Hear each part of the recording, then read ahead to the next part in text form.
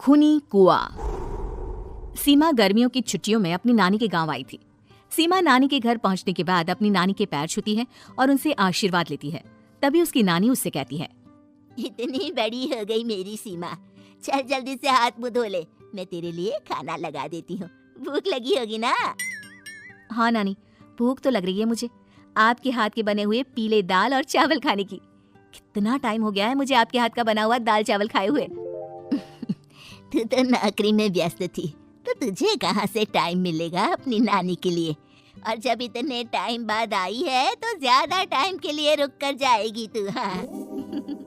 हाँ नानी, इस बार पूरे 2 महीने के लिए आई हूँ।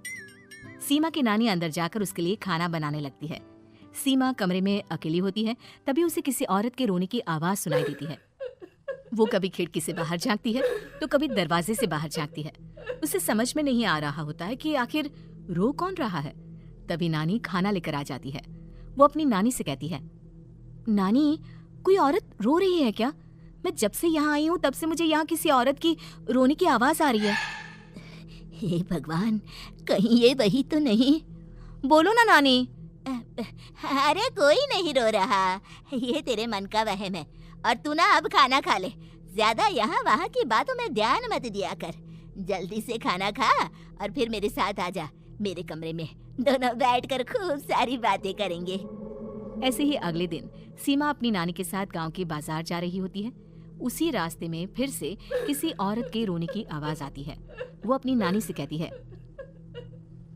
अरे नानी, क्या सच में तुम्हें अभी भी किसी औरत के रोने की आवाज नहीं सुनाई दे रही?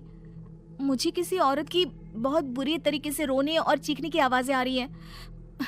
मैं बहुत परेशान हूँ नानी, आखिर ये कौन है? मुझे लगता है कि सीमा को शहर भेज देना चाहिए, यहाँ रहना उसके लिए ठीक नहीं। नानी बोलो ना, आप चुप क्यों हो जाती हो? सीमा, तू घर चल, मुझे तुझसे बहुत जरूरी बात करनी है। नानी सीमा को घर ले आती है और सीमा से कहती है, सीमा, कल सुबह तू शहर वापस चली जाएगी। अरे अचानक?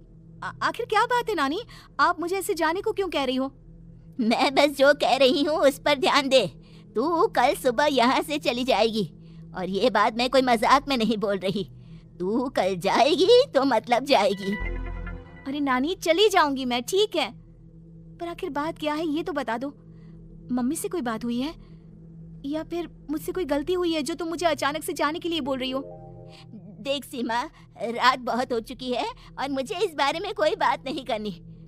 चल, अब चल के मेरे साथ सो जा, सुबह की बस पकड़कर तुझे शहर भी तो जाना है। सीमा को अपनी नानी का ऐसा व्यवहार देखकर बहुत ही अजीब लगता है। उसे कुछ समझ में नहीं आ रहा होता है कि आखिर उसकी नानी उसे अचानक से गांव छोड़कर जाने के लिए क्यों कह रही है।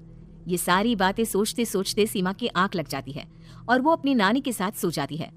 ऐसे ही आधी रात को सीमा को फिर से किसी औरत की रोने की आवाज सुनाई देती है।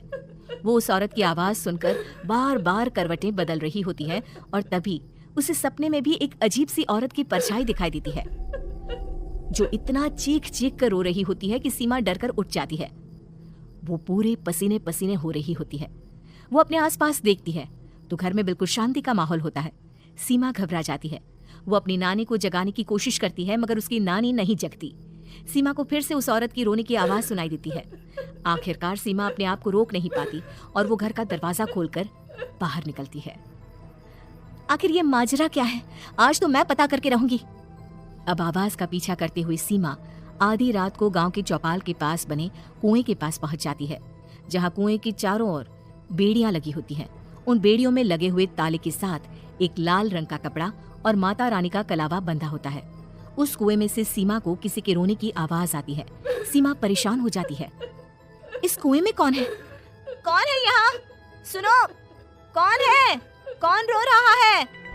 वो चिल्ला चिल्ला कर पूछती है और साथ ही लोगों को जगाने की कोशिश करती है, मगर किसी को भी उसकी आवाज सुनाई नहीं देती। अब सीमा खुद उस कुएं के पास की बेड़ियों और तालों को खोलने की कोशिश करती है और किसी तरह कुछ देर की मशक्कत के बाद सीमा उसको खोल भी देती है। और जैसे ही वो कुआं खोलकर उसके अंदर झांकती है, सीमा उस कुएं में गिर जाती है। इतने में उसकी नानी की नींद भी खुल जाती है और सीमा को पास ना देखकर नानी परेशान हो जाती है। नानी घबराकर पूरे घर में उसे ढूंढने की कोशिश करती है, जिसके बाद उसकी नानी और सभी लोग उस खूनी कुएं के पास जाते हैं और सीमा की नानी कुएं के पास खड़ी होती है। सभी गांव वालों और सीमा की नानी को सीमा के चिल्लाने की आवाज आती है। बचाओ, कोई मुझे बचाओ। मेरी बच्ची, हम आ गए, हम तुझे बचा लेंगे। नानी, मुझे यहाँ बहुत डर लग रहा है।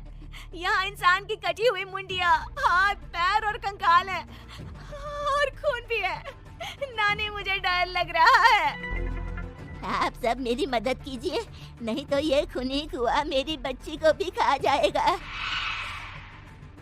अरे मुझे तो ये समझ में नहीं आ रहा कि आखिर इस खूनी कुएं को खोला किसने।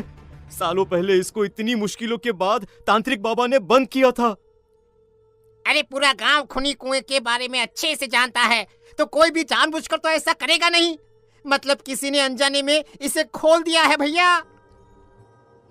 सीमा को इस बारे में मालूम नहीं था और जब से वो यहाँ आई थी तभी से उसे किसी औरत के रोने की आवाजें भी सुनाई दे रही थी।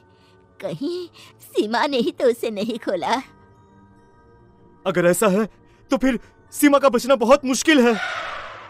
वहीं कुएं के अंदर सीमा रोते हुए बैठी होती है कि उसे आवाज सुनाई देती है जो कुएं के बाहर खड़े गांव वालों में से किसी को सुनाई नहीं देता। आज सालों के बाद मुझे ताजा खून मिलेगा। तेरा खून पीकर आज मैं अपनी प्यास बुझाऊंगा।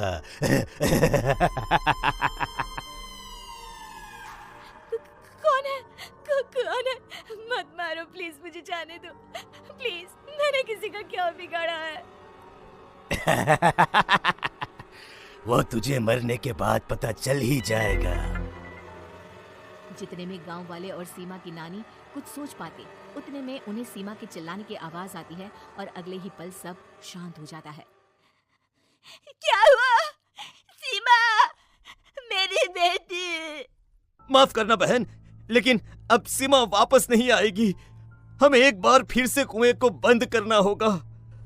गांव वाले तभी तांत्रिक को बुला कर लाते हैं। एक बार फिर अपनी शक्ति से तांत्रिक बाबा उस कुएं को हमेशा हमेशा के लिए बंद कर देते हैं और वहां एक बोर्ड लगा दिया जाता है कि यहाँ आना मना है।